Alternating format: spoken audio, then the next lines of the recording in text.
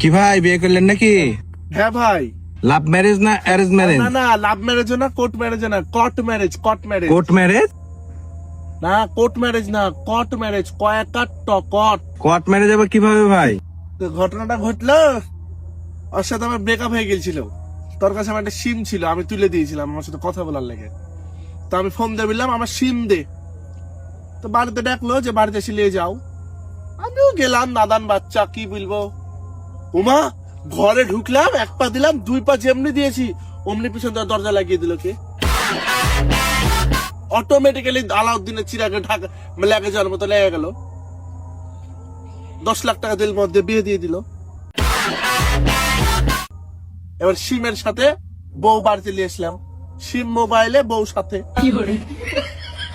তেল মোহর 10 লাখ থাকেন নাই। কি দেখছিস, কি শুনছিস? ঢাকা তাই আমার কি দোষ? না আজকে ঠিকই আছে, জোর করে বিয়ে দিছি।